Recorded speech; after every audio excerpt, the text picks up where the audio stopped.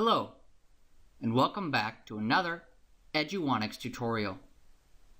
In this section, we're going over workflow in Photoshop, and in this video, we'll be covering colors, color swatches, adjustment layers, and styles. We're already familiar with the basics of choosing colors. Here in the Tools panel, we have our foreground and background colors.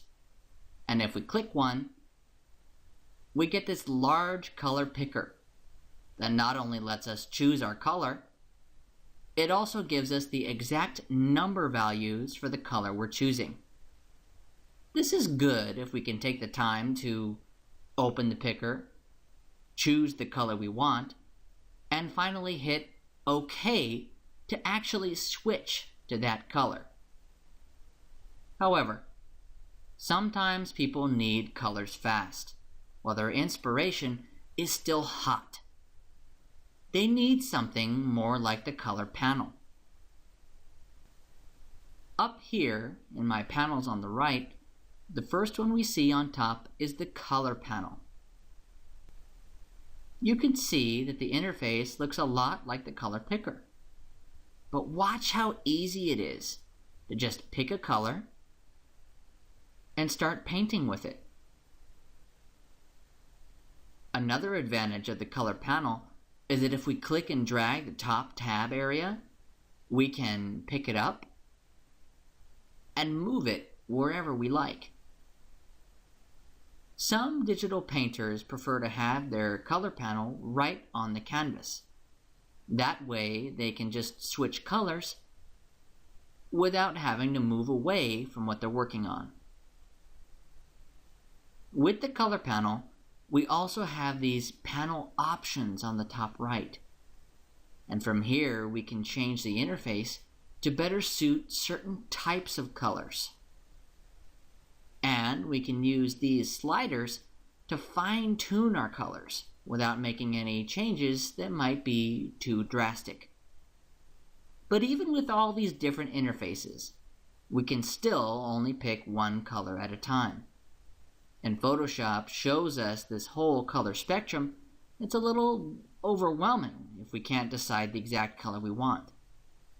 Fortunately, Photoshop provides us with the swatch panel.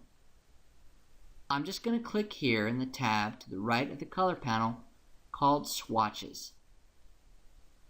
Swatches allow you to choose individual colors from huge sets of pre-chosen colors that go well together. So here you can see that if I find a color that I like, I can just click it and start using it on my canvas. This is showing a decent variety of colors, but swatches have so much more to offer. If I click this button on the top right, there's a huge list of color sets I can choose from. All I have to do is click one and either click OK to replace my current swatches or append to add these to my current swatches. Swatches go even further than that. Let's say that I want to save a color on my canvas for future use. All I have to do is sample that color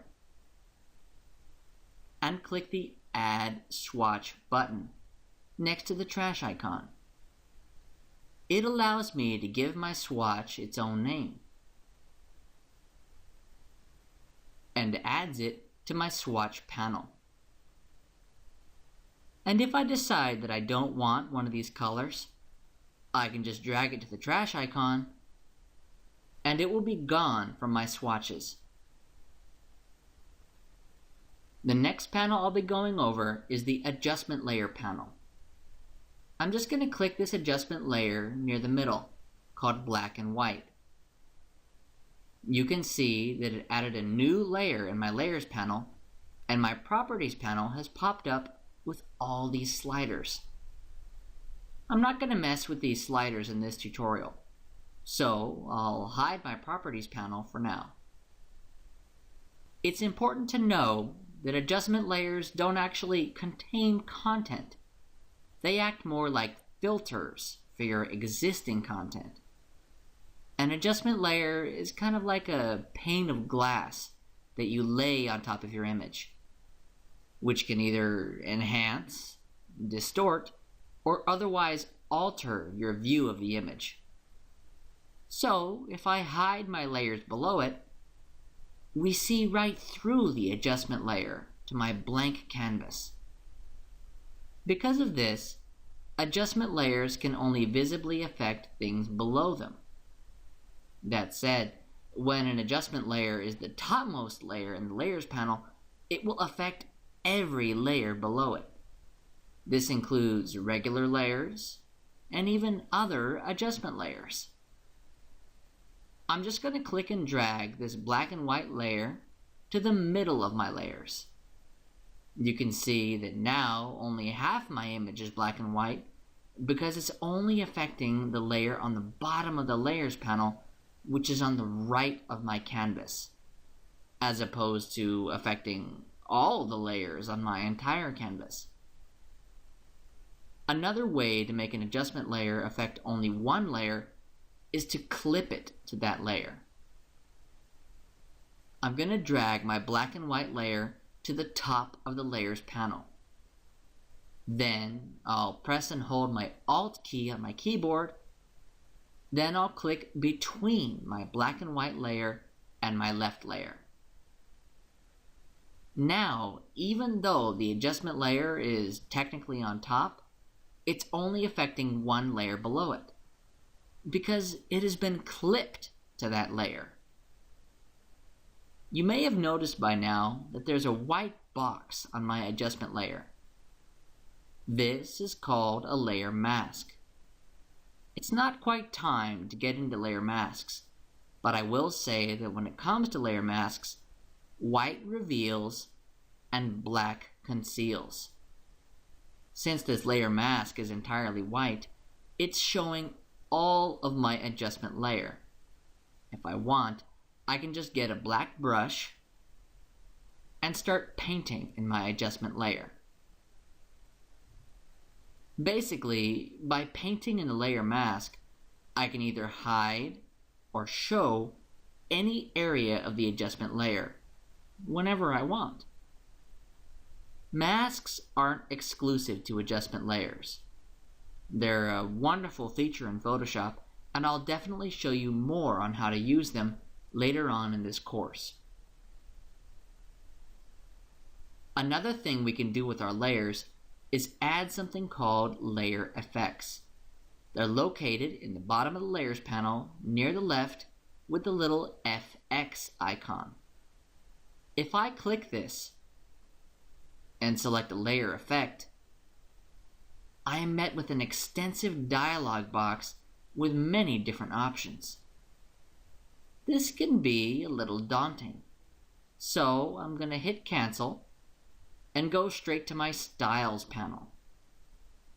Styles are presets of layer effects. If I click one, you can see it really changes the look of my layer. Back in the Layers panel, you can spot the layer effects that are being applied directly below the layer you've selected. Unlike adjustment layers, styles will replace each other if you apply them to one layer. So I can just keep clicking different styles, and they won't stack on top of each other or combine in any way. As with most presets, we can find more by clicking the panel's Option button. Here we're met with entire sets of styles to try. Some of them are best suited for buttons, photographs, or text. If I decide that I don't like a style that I've already applied, I can just go over to the Layers panel and drag the Effects option down to the trash icon. Okay, that will do it for the color, swatches, adjustments, and styles panels. I will go over some more workflow features in the next video.